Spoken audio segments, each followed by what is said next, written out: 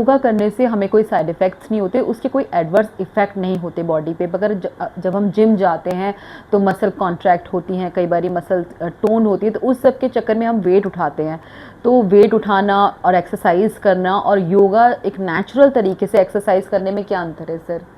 ऐसा कि ये जो जिम के अंदर एक्सरसाइजेज करते हैं उसके अंदर मसल स्ट्रेच हो जाते हैं और कई बार ये काफ़ी पेनफुल भी हो जाते हैं। और आजकल हेल्थ क्लब्स इतनी ज़्यादा खुल गई हैं और इतने ज़्यादा लोग वहाँ जाते हैं, तो मेरे पास काफ़ी पेशेंट जो है हेल्थ क्लब से आते हैं जहाँ ये जिम एक्सरसाइजेज करते हैं, क्योंकि उनको किसी में कमर में दर्द हो जाता है, किसी का जगह में घुटने का खिंच गया और कंधे में दर्द हो जाता है, गर्दन में दर्द हो जाता है, किसी को चक्कर आने लगते हैं। ये सब जो है जिम एक्सरसाइजेज की वजह से होते हैं। अगर इन्हीं एक्सरसाइजेज को आप योगा के उसमें करें तो ये सब ठीक भी कर देते हैं और आगे होने भी नहीं।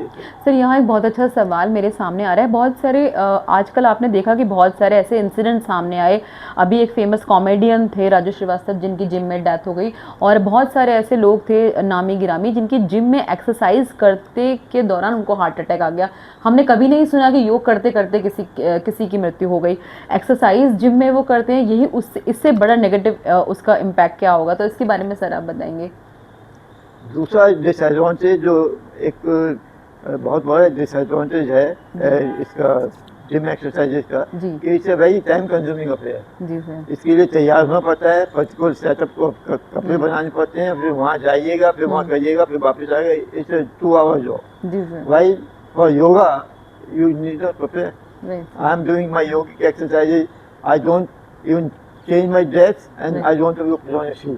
सो जैसे नींद खुलती है 5-7 मिनट बाद मैं अपने एक्सरसाइज कर लेता हूँ and I am quite fine and healthy. I am 81 years now and do all the activities of life. जी, सर ने कहा कि सर 81 ईयर्स की एज में फिट हैं, अपने सारे काम खुद से करते हैं। और कई बार जब मैं सर से मिलने आती हूँ तो मैं देखती हूँ कि कभी सर टेबल पर कपड़ा मार रहे होते हैं, कभी अपनी चीज़ों को एक तरफ उठाकर लगा रहे होते हैं। तो ये छोटी छोटी आदतें जो हैं मैंने सर से कई बार मैंने सीखी। सर ने बोला कि सर इन छोटी छोटी आदतों को अगर हम रोज़मर्रा की ज़िंदगी में अगर हम ठीक कर लेते हैं तो हम कैसे अपनी लाइफ को एक डिसिप्लिन बना सकते हैं। और इसी की वजह से मेरे पास कभी भी टाइम की कमी नहीं हुई। मैं अपना जो काम खुद कर सकता हूँ, मैं कभी किसी को नहीं बोलता करने के लिए। तो मेरा कोई टाइम पेंडिंग काम जो है पेंडिंग नहीं है, सब काम हाथ के हाथ हो जाते हैं। जी, बहुत देखिए सर ने बहुत अच्छी बात आज यहाँ बोली, डॉक्टर एनसी गुप्ता जी ने, कि हमारे बहुत छोटे छोटे काम हैं जो हम खुद से करने में कई बार हिचकिचाते हैं। तो अगर आप अपने रोज़मर्रा के छोटे छोटे काम, जहाँ आप बैठे हैं उस वातावरण को अगर आप स्वच्छ रखते हैं, उस जगह को आप नीट एंड क्लीन रखते हैं, तो आप कभी भी वैसे भी बीमार नहीं पड़ेंगे। और योग से आप अपने आप को स्वस्थ रख सकते हैं, क्योंकि योग ही एक ऐसी क्रिया है जिससे आप अपने मन, आत्मा और शरीर को बैलेंस रख सकते हैं। थैंक यू सर, आज आपसे बातचीत करके बहुत कुछ जाना, और मैं उम्मीद करती हूँ कि जो लोग आपको देखेंगे, आपको सुनेंगे, वो आपकी कहानी से बहुत ही प्रेरित होंगे। यूँ तो आपकी जीवन से बहुत कुछ सीखने को हम लोगों को मिलता है, बहुत अच्छी मोटिवेशन हमें मिलती है, और साथ साथ आप योगा के बारे में भी लोगों को प्रेरित करते हैं कि योगा कैसे हमें हील करता है। तो उसके बारे में सर आप क्या कहना चाहते हैं? ऐसा योगा जो है ये हमारी को एक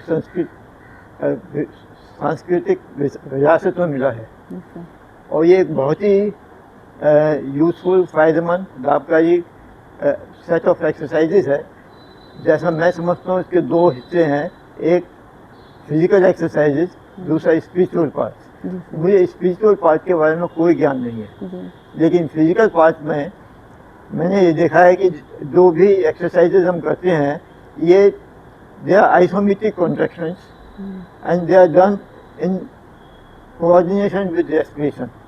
एक्सरसाइजेज जो 2 प्रकार की होती हैं, एक तो होती है जिम के अंदर, वो होती है आइसोटोनिक एक्सरसाइजेज। उसके अंदर मसल हाइपरट्रॉफी हो जाते हैं और बॉडी जो है एक बहुत ही ज़्यादा मस्कुलर बन जाती है, और जो कि किसी स्टेज पर जाकर के देखने में अच्छी भी नहीं लगती है, और उसकी वजह से कई प्रकार के रोग भी लग जाते हैं। ऑन दी अदर हैंड यौगिक एक्सरसाइजेज जो हैं वो शरीर को हाइपरट्रॉफी नहीं होने देती। आपने कभी बहुत अच्छा वर्ड आपने बोला, हाइपोटोनिक, ये जो वर्ड था, तो इसका मतलब अगर हम जिम जाते हैं, एक तरीके का जो हमारा फिजिक बन जाता है वो एक बहुत आर्टिफिशियल काइंड ऑफ लगता है। सर आपने बोला वो नेचुरल नहीं लगता, और वो एक टेम्पररी होता है। मगर योग से जैसे आप अपनी शरीर को ठीक करते हैं वो परमानेंट होता है, उससे आपका शरीर जो स्वस्थ रहता है। सो ये इसके बारे में थोड़ा विस्तार से बताइएगा। योगा एक्सरसाइजेज आइसोमेट्रिक एक्सरसाइजेज, जी सर। इसके अंदर मसल्स हाइपरट्रॉफी नहीं करते हैं, मोटे नहीं होते हैं। आपने कभी किसी योगी को मोटा देखा है? No sir. कभी नहीं देखा होगा। जी सर। क्यों? क्योंकि वो आइसोमेट्रिक एक्सरसाइज करते हैं। लेकिन इसके अंदर जो योगी हैं और जितने भी योगा टीचर्स हैं वो यही कहते हैं कि आप अपने मस्कुलर एक्शन करिएगा, लेकिन do them in a state of synchronization with respiration. लेकिन कोई भी अभी तक मुझे ये एक्सप्लेन नहीं कर पाया कि सिंक्रोनाइजेशन विद रेस्पिरेशन क्या मतलब है। Okay sir. मेरा अपनी जो स्टडी है पिछले 5-7 साल से मैं इसमें काफ़ी डीपली इन्वॉल्व हूँ। मैं अपने पेशेंट को भी योगा बेस्ड एक्सरसाइज बतलाता हूँ। तो मैंने ये देखा है कि अगर आप ब्रीदिंग आउट फेज के अंदर अपनी मसल एक्सरसाइज करते हैं तो उससे आपको ज़्यादा फायदा होता है। इससे जो है मसल्स हाइपरट्रॉफी नहीं होते हैं, मसल्स के अंदर ताकत आ जाती है, आपके जो लचीले हो जाते हैं और आपकी काम करने की कैपेसिटी बढ़ती है और आपको हमेशा स्वस्थ और टेप हो जाने के लिए प्रेरित करती है।